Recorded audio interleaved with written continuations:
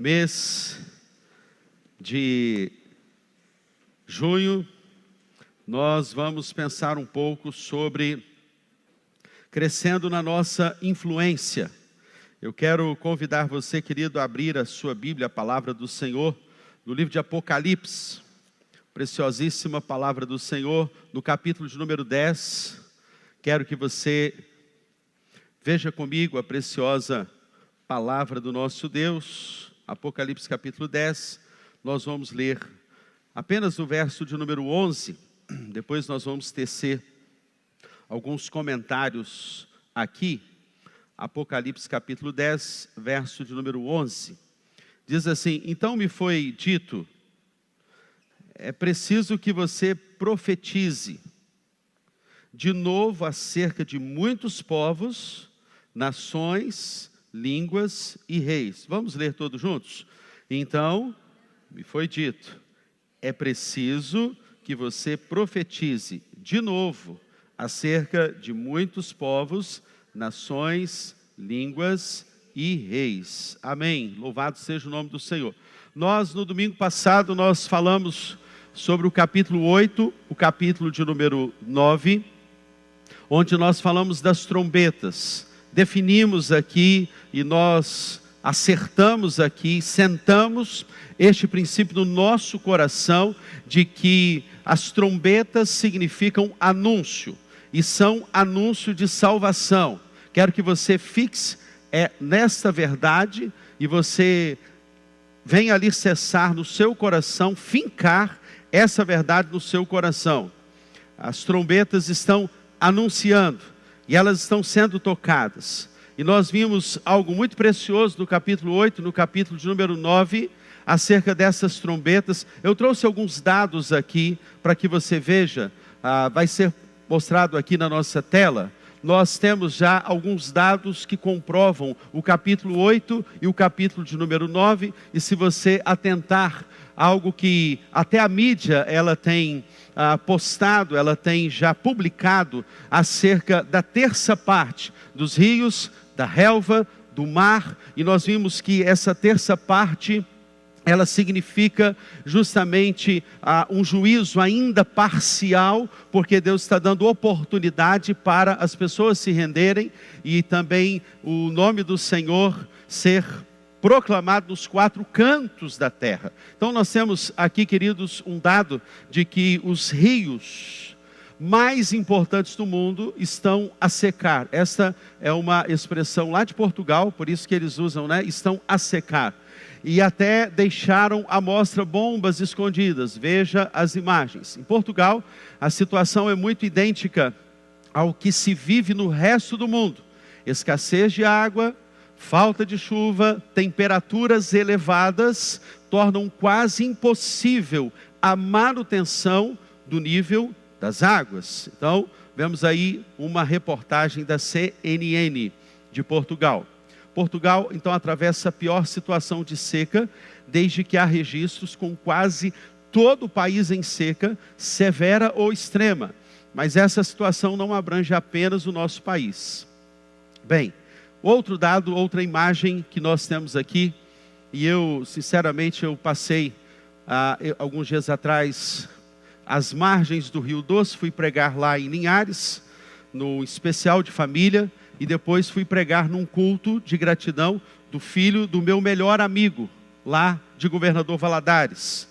Esse filho, ele teve câncer, ele nasceu com fibrose cística, uma doença degenerativa, né? E a estimativa de vida é até os 20 anos, e eles estão muito gratos com os milagres que Deus tem feito. Esse menino, o Gabriel, fez um transplante de pulmão, e então está vivo para a honra e glória do Senhor Jesus, sem necessidade do oxigênio.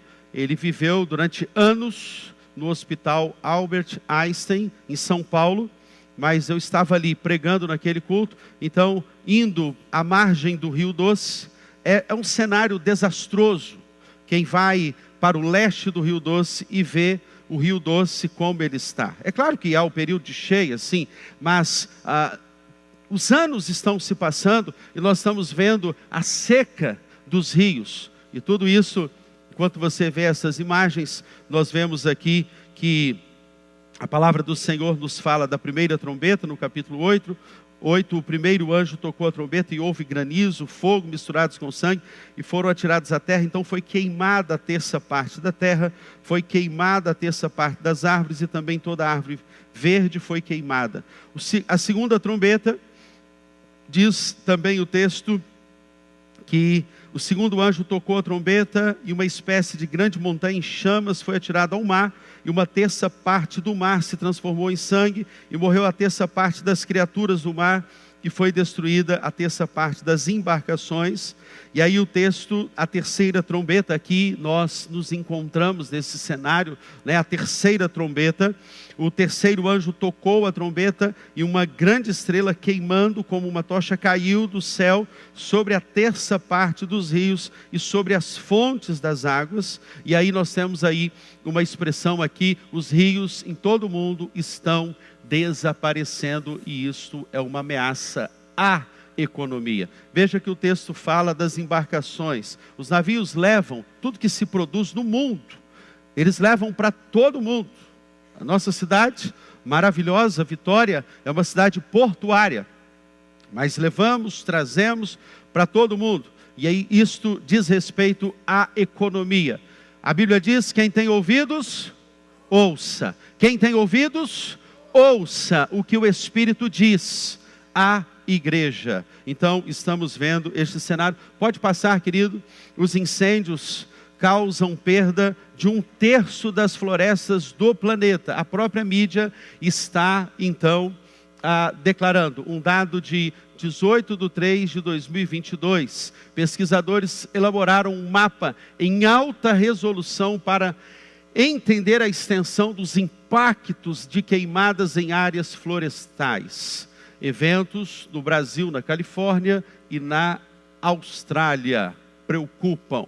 Tempestade solar pode afetar internet mundial em 2024. Interessante que a própria mídia está mostrando o quanto as tempestades solares do próprio Sol estão atingindo toda a Terra. Quem tem ouvidos, ouça.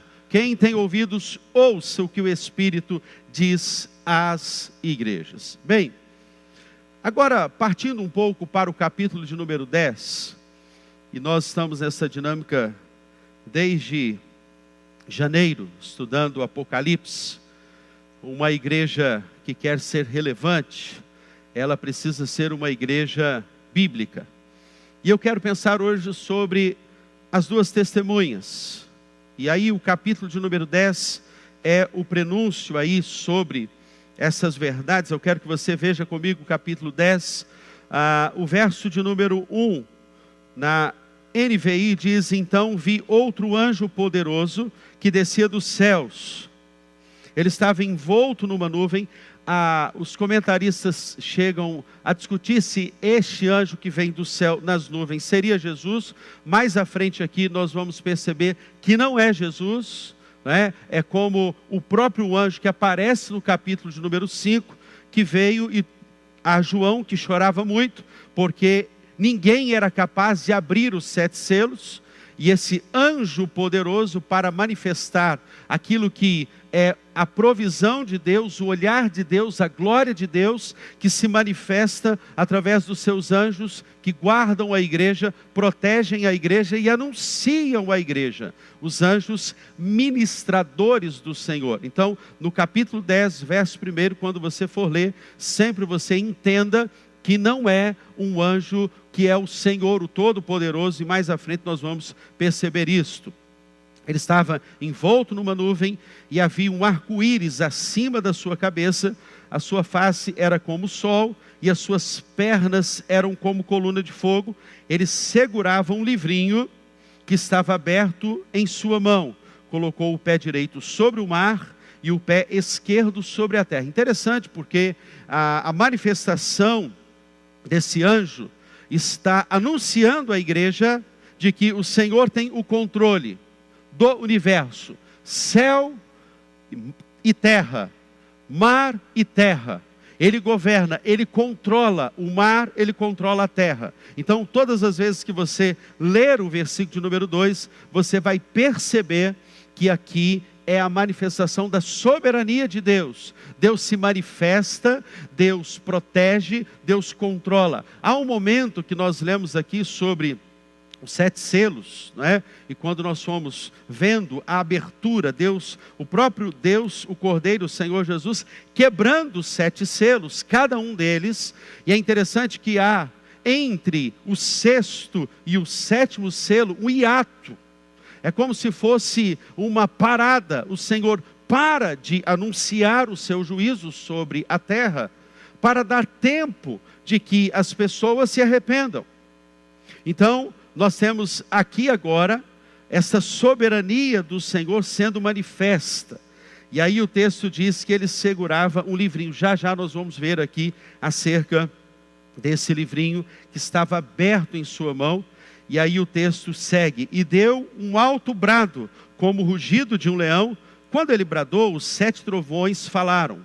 Logo que os 7 trovões falaram, a manifestação do poderio expresso aqui do Senhor, a sua soberania, 7, sua plenitude, a glória do Senhor sendo manifesta. E o texto diz então: eu estava prestes a escrever, mas ouvi uma voz dos céus que disse: cele o que disseram os 7 trovões, mas não o escreva. Eu confesso a vocês que essa porção aqui nos deixa um tanto quanto encucados.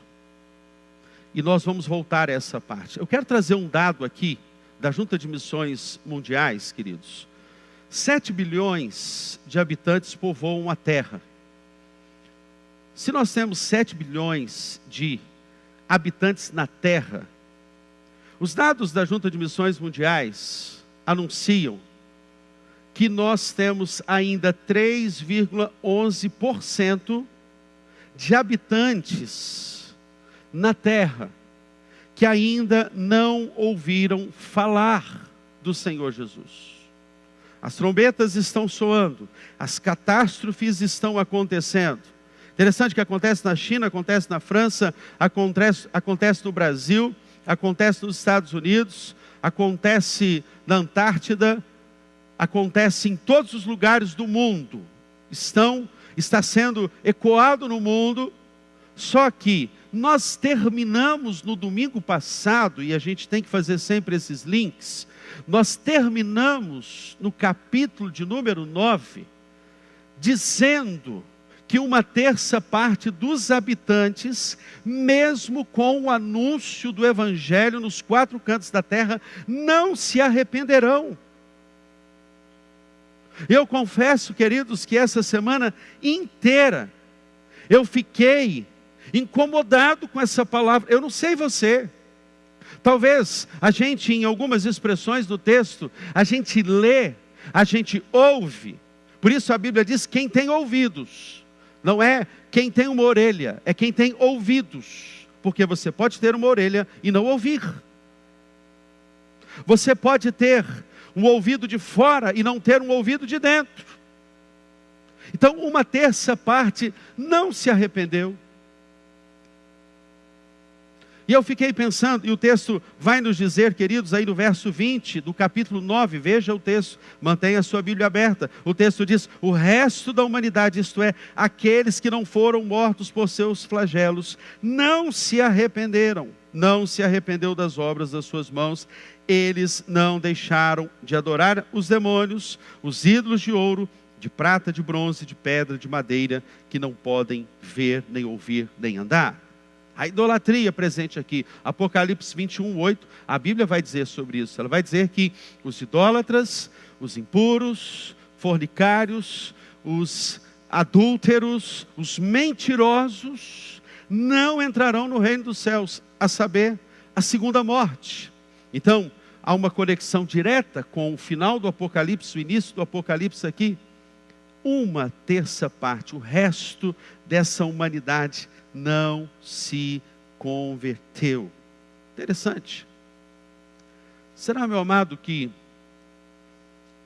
Nosso coração fica como quando a gente vê que 3,11 bilhões, ou seja, 3,11% da humanidade ainda não se converteu.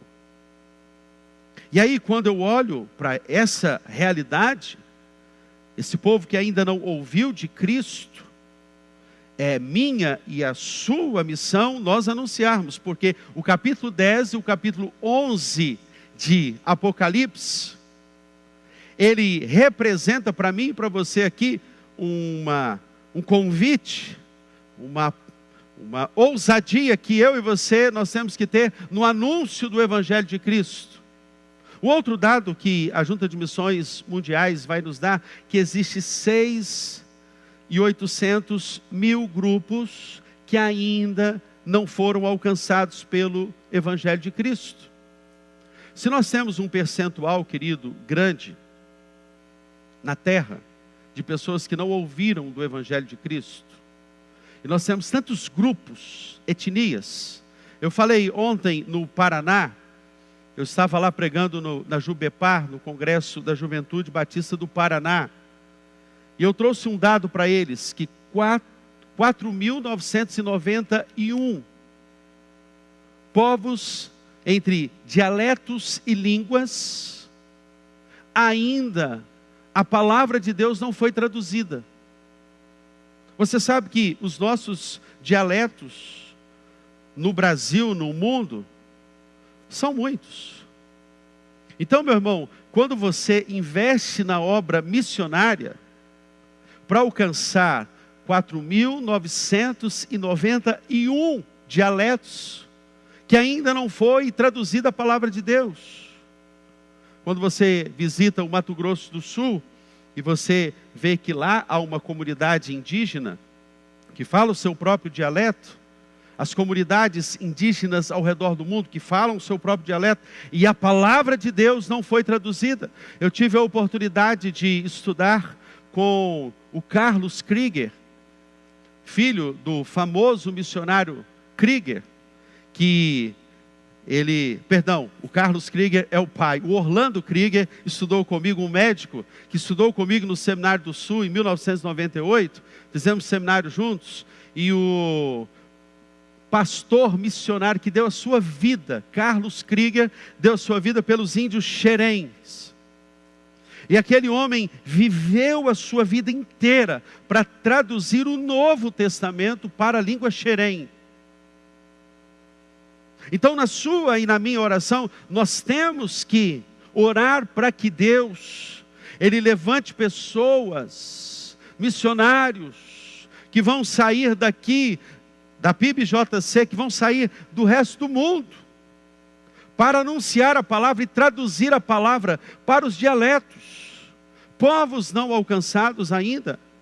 E nós cremos que o Senhor Jesus está voltando, as trombetas estão soando, mas nós precisamos, então, ser estes que não vamos nos furtar do privilégio do anúncio da palavra de Deus. A pergunta que surge até aqui é: você tem anunciado a palavra?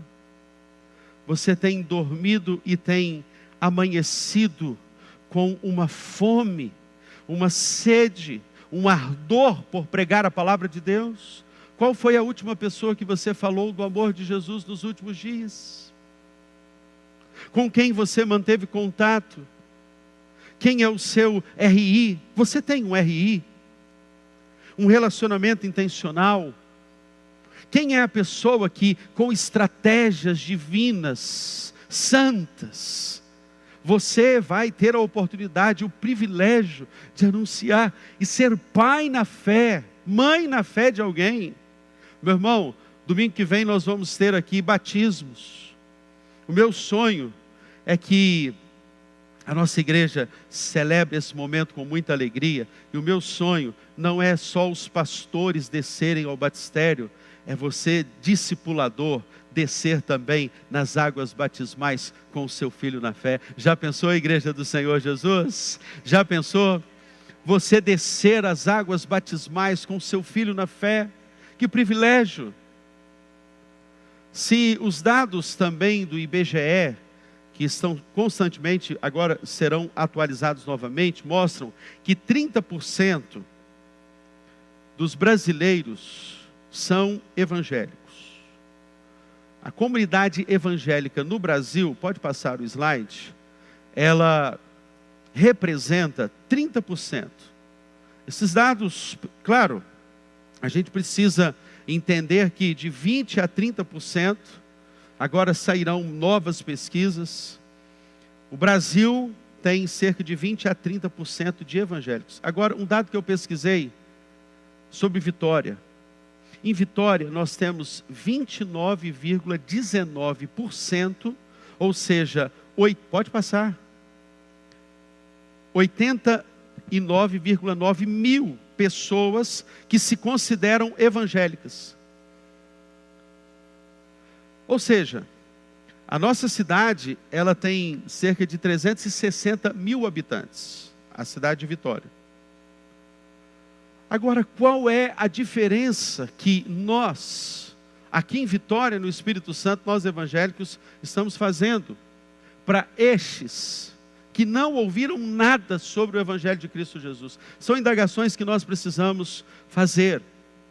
Então, esta 7ª trombeta, que nós vamos ler no capítulo de número 11 aqui, ela depende do cumprimento da missão. Vamos ver o que o texto então nos diz. O capítulo de número 10, ele nos fala que ele gritou em alta voz, uma voz forte, como ruge um leão, e quando ele gritou, os 7 trovões fizeram soar as suas próprias vozes, e logo os 7 trovões falaram. Eu ia escrever, mas ouvi uma voz do céu dizendo: guarde em segredo as coisas que os 7 trovões falaram, não escreva. Interessante, porque nessa expressão aqui do Apocalipse, capítulo de número 10, nós estamos vendo que nem tudo que Deus revela ao seu servo, ele tem que sair falando com todo mundo. Então, tem muita gente hoje que fala: Deus me disse. Mas Deus te disse e mandou você falar com alguém? Veja o texto. Isso é um ensinamento para mim e para você. Ô João, você está ouvindo a palavra? Ouviu? Quando eu ia escrever, o Senhor falou para mim assim: não fala, não conta agora. Interessante, porque a palavra nos diz que foi lhe dado um livro aberto. E nós temos que reconhecer que esse livro aberto aqui é a própria palavra. Eu e você nos fundamentamos na palavra, não no que me disseram, não no que me falaram, porque é a palavra que tem que ser a palavra que vai guiar, direcionar, orientar a sua vida. Você está no Espírito, você vive no Espírito, você tem uma vida espiritual de oração, uma vida que está íntima ao Senhor, uma sintonia muito fina com o Espírito. Mas pergunte ao Espírito se é para você falar, porque nós temos um fundamento, que é o fundamento da nossa proclamação, que é a própria palavra, e o texto está nos ensinando, e é uma palavra para os últimos tempos. Cuidado com o que você ouve, cuidado com quem te fala, o que te fala. Marcos espirituais, marcos com datas na sua Bíblia. Veja o que Deus te falou, anote. Isso se chama marcos espirituais. Você marcar a Bíblia, e aí você vai passar por circunstâncias que daqui a alguns dias você vai ter que indagar o texto e perguntar. E então indagar, isto é a palavra de Deus? Porque a vontade de Deus, segundo até o Henry Blackaby, se manifesta na palavra, no Espírito, na oração, na igreja, é testificado, é testemunhado. Então nós temos um conjunto de confirmações da palavra. Ei, João, você ouviu, mas não é para revelar agora. Esse é um segredo que eu estou contando para você. Guarde em segredo. Na NAA diz isto: verso de número 4. Na NVI diz cele.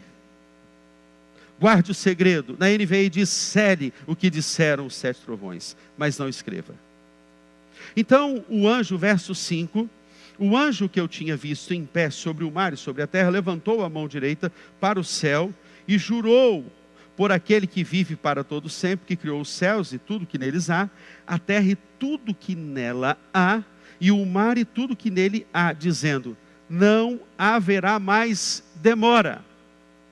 Quando eu leio essa porção aqui, do verso de número 6, está dizendo que o tempo está se abreviando. Não vai haver mais demora. Eu preciso adormecer hoje, com muito temor ao meu Deus, porque eu posso não amanhecer vivo. Concordam, queridos?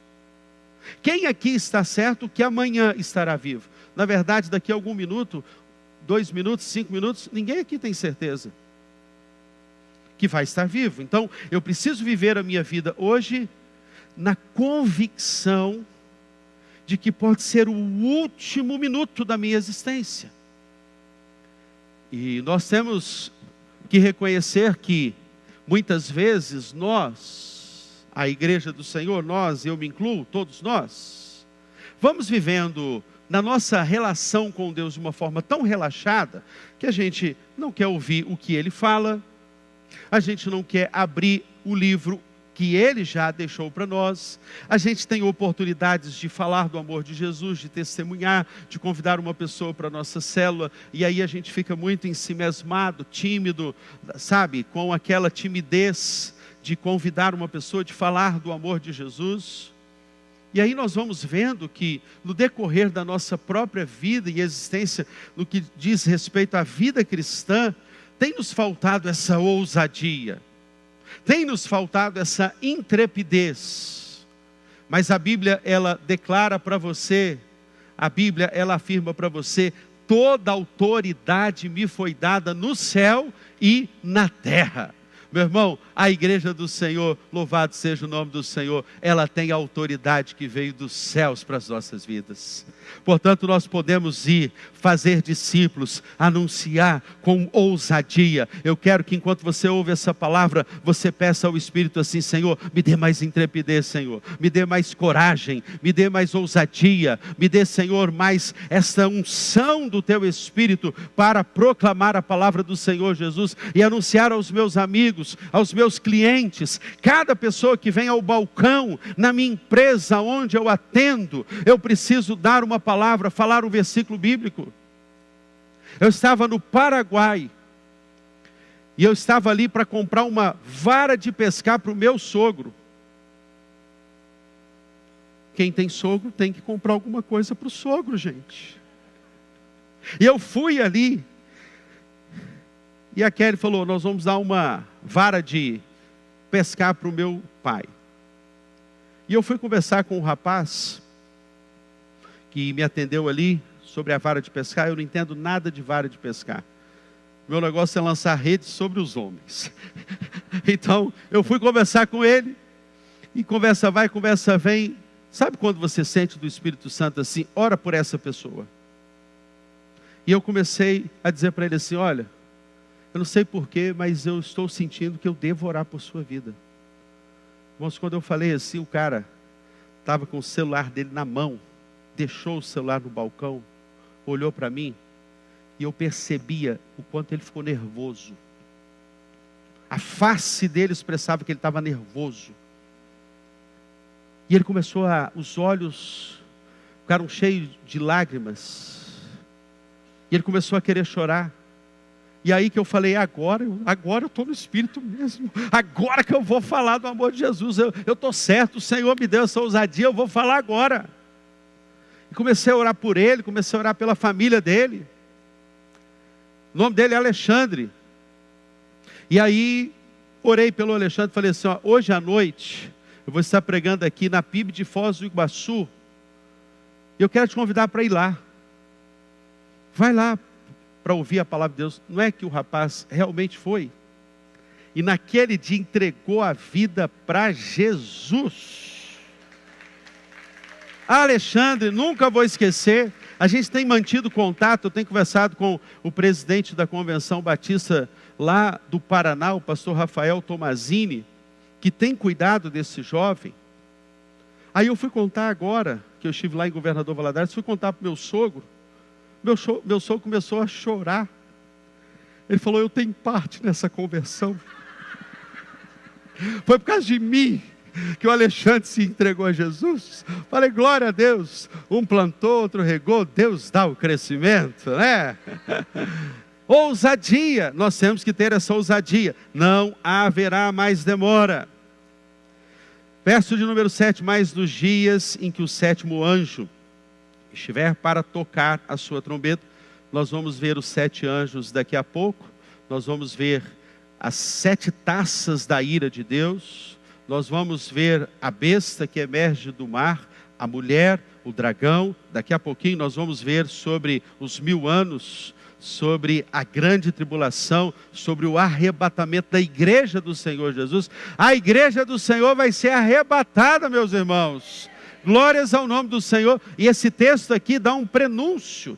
O capítulo de número 20 de Apocalipse nos fala sobre esses 1000 anos, mas vamos ver aqui um pouquinho. É tanto conteúdo que a gente vai vendo no Apocalipse, eu fico com vontade de falar tudo e o tempo é pouco. Vamos lá, né? Vamos adiante. Bem, o texto diz, nos dias em que o sétimo anjo estiver para tocar a sua trombeta, vai cumprir-se o mistério de Deus, como ele o anunciou aos seus servos, os profetas. Depois falou comigo mais uma voz, que eu tinha ouvido falar dos céus. Vá, pegue o livro. No grego, essa palavra aqui, livro, é o rolo. Então, João está com o rolo ali nas mãos, aberto, que está na mão do anjo que se encontra em pé sobre o mar e sobre a terra. Assim me aproximei do anjo e lhe pedi que me desse o livrinho. Sabe, eu estava vendo aqui, por que o anjo fala, eu vou te dar o livro. E aí o João fala assim, então eu peguei o livrinho. A melhor interpretação para essa parte aqui do livrinho é o seguinte, é que nós vamos ler a palavra toda, nós vamos receber da palavra, mas nós temos que entender que há algo que nós vamos compreender. Nem tudo que o Senhor tem na sua palavra, por isso que a palavra de Deus diz em Deuteronômio 29, 29, que as coisas reveladas pertencem aos homens, as coisas não reveladas pertencem a Deus. Então, é como se João, quando ele fala assim, então eu peguei o livrinho, eu peguei a parte, representa, aqui os comentaristas chegam a uma conclusão, representa a humildade de João. Aquilo que eu compreendo, o pouco que eu compreendo. Mais à frente nós vamos ver que Deus diz para ele assim, o anjo diz agora, coma esse livro. Vamos adiante. O texto diz, peguei o livro da mão do anjo e o comi, verso 10. Mas antes só um pouquinho, pega e coma o verso de número 9. Ele será amargo em seu estômago, mas em sua boca será doce como mel. Sabe o que Deus está dizendo para nós aqui através dessa palavra? É o seguinte, no primeiro momento, nós ouvimos o Evangelho. Quem aqui é recém-convertido, tem aproximadamente 1 ano de conversão, levante a sua mão. Quem é recém-convertido? Levanta mais alto, meu irmão, Jesus não vai te puxar agora não. Ok, maravilha. Com 1 ano de caminhada de fé, 2 anos, tudo é doce. A palavra de Deus é doce, o Evangelho é maravilhoso, ele é o poder de Deus. Só que quando você começa a caminhar com Cristo e passar pelos processos de renúncia, a palavra de Deus vai se tornando no estômago amarga. Interessante a gente falar disso sobre a palavra de Deus para nós, né?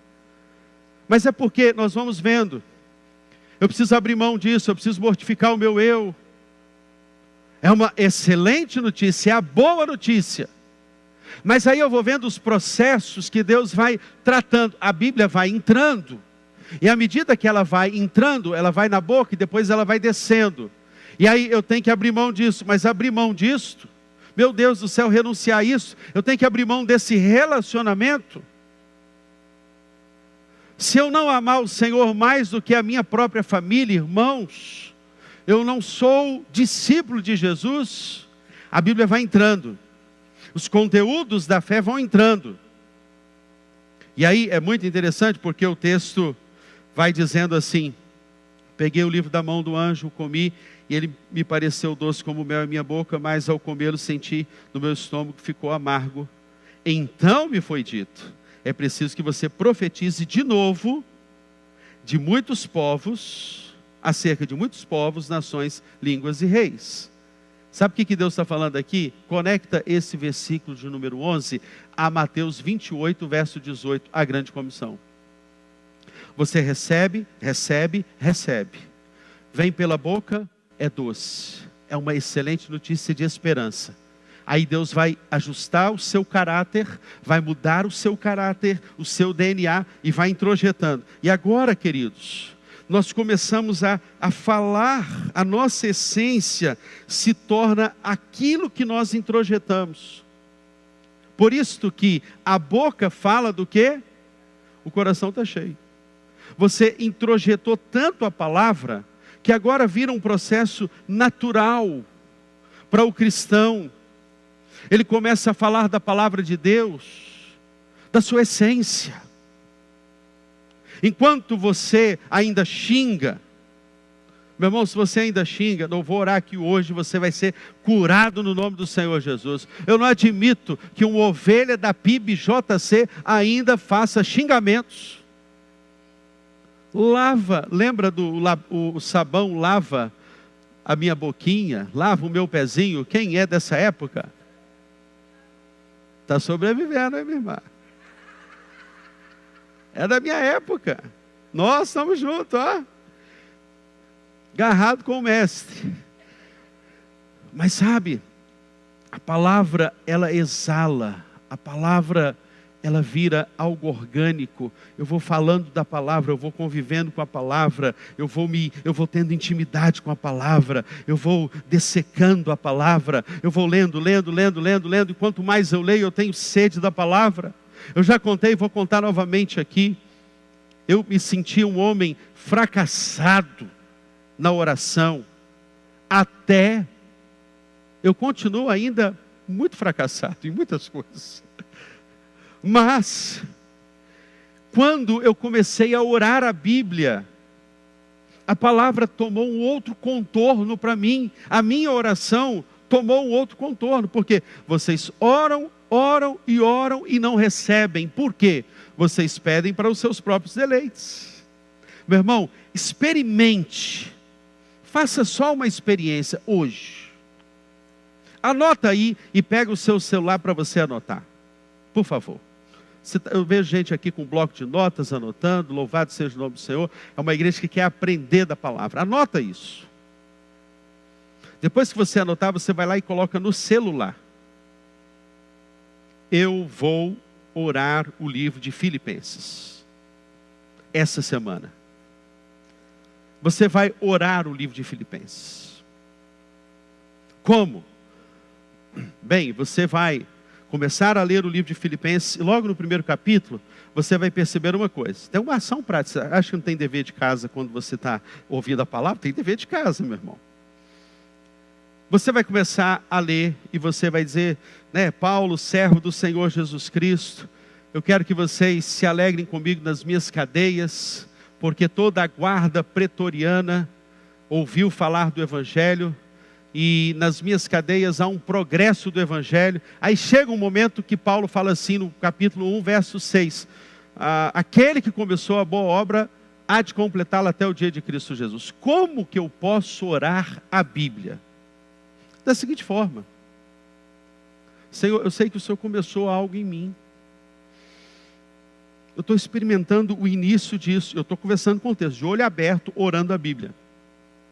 O Senhor começou uma grande obra na minha vida. E não é qualquer obra. Eu louvo a Ti e começo a orar, porque a boa obra, aquele que está sendo, Pai, eu me sinto assim, um ser em obras. Obrigado, engenheiro principal da minha vida. Eu começo a conversar com o texto. Obrigado, engenheiro principal da minha vida. O Senhor está lapidando, desconstruindo, construindo. Edifica a minha vida, Senhor. Constrói os meus alicerces. E estou conversando com o texto. Filipenses 1,6. Estou ali. Senhor, o Senhor acalmou agora o meu coração. O Senhor nesse texto aqui tirou toda a ansiedade do meu coração.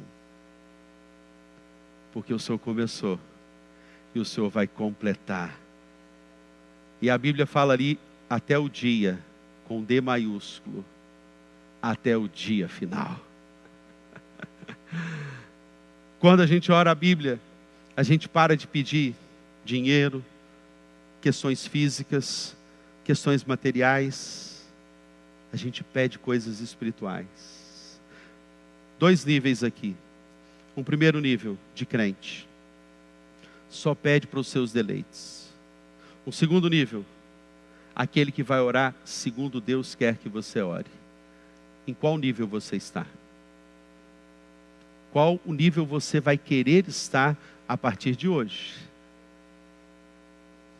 Quem faz um aconselhamento comigo já está lendo vários textos da Bíblia. E a gente conversa em cima daquilo que Deus fala. Vamos adiante, porque ainda vamos cear. Aqui está a grande comissão. Então, pode passar o slide. Deus anuncia justiça e salvação através da igreja. Vamos para o capítulo de número 11. E aí o texto diz: foi-me dado, isso aqui é lindo demais no capítulo de número 11, irmãos. É lindo demais, é uma palavra de esperança para a igreja. É uma palavra de conforto para a sua noiva. Diz o texto: foi-me dado um caniço. Na NVI diz: caniço semelhante a uma vara de medir. E me disseram: vá e meça o templo de Deus e o altar. Aqui está falando da sua noiva, da igreja. E conte os adoradores que lá estiverem. Sabe o que eu vi aqui, queridos? Aí fui ler, meu Deus, saiu um metro para medir. Aí Deus me fala, não só através dos comentaristas, mas através dessa palavra, uma segurança para o meu coração. Deus sabe muito bem quem são os dele. Deus conta a sua noiva. Deus sabe a medida certinha da sua noiva. Deus conhece os que são seus. Os que são do Senhor, Deus está ali. E o texto está falando assim: olha, foi-me dado um caniço. E aí, ele foi medindo o santuário, o altar, a igreja, os que adoram no santuário. Agora o versículo 2 é o nó. Porque diz assim: mas deixe de lado o átrio exterior do santuário e não o meça, porque esse átrio foi dado aos gentios. Veja, igreja, os chamados, os escolhidos, os que aceitaram Jesus Cristo em seu coração. E todas as vezes que eu leio na Bíblia, Antigo Testamento, Egito, mundo. No Novo Testamento, gentios, mundo. Os que não se converteram. Deixe de lado os gentios. Que por 42 meses, aqui a gente tem que ficar assustado. Diz o texto: pisarão a cidade santa. Esse aspecto aqui é daqueles que pisam na igreja, mas não são da igreja. Não foi Jesus quem disse que o joio cresce no meio do trigo? Mas aí a nossa visão ainda é muito literal, né? 42 semanas. Perdão, 42 meses, diz o texto. Um número simbólico para representar o tempo daqueles que vêm à igreja, mas não são. 1 João 2,19, a palavra de Deus diz assim, irmãos, que aqueles que saíram do meio de nós e não estão mais conosco, João vai dizer assim, é porque não eram dos nossos. Então há um grupo que pisa na igreja constantemente, durante um período da história, mas não pertence à igreja de Cristo. E aí, a palavra de Deus aqui foi, nem precisa contar estes do pátio exterior, os gentios, não precisa contar. Eu conto a minha igreja, eu conto os salvos, e eu quero crer, meu irmão, e tenho uma grande esperança, que você tem a certeza da sua salvação em Cristo Jesus. Eu quero crer que você está muito firmado nessa rocha inabalável que é o Senhor Jesus. Nada abala a fé de um cristão, nada pode tirar você da presença do Pai, nada pode tirar você como igreja do Senhor, sacerdócio real, nação santa, povo de propriedade exclusiva do Senhor, você que é a raça eleita, você que foi aquele que o Senhor escolheu para anunciar as virtudes daquele que vos chamou das trevas para a sua maravilhosa luz. Louvado seja o nome do Senhor. Eu vou parar aqui. Nós vamos cear. Eu quero continuar, mas nós vamos cear. Se vocês quiserem que eu continue, fica até 1 hora daqui. Só um detalhe. Darei autoridade às minhas 2 testemunhas, aqui está falando da igreja de Cristo, para profetizarem durante 1260 dias, vestidas de pano de saco. A igreja sai para anunciar o evangelho de Cristo, na ideia aqui de jejum, de oração, quebrantada, humilhando-se diante do Senhor Jesus, com muito temor e tremor. E aí o texto fala dessa autoridade, são essas as 2 oliveiras, e os 2 candelabros que estão em pé, diante do Senhor da terra. As oliveiras como a representatividade do azeite. A igreja tem a unção dos céus para proclamar a verdade do Evangelho.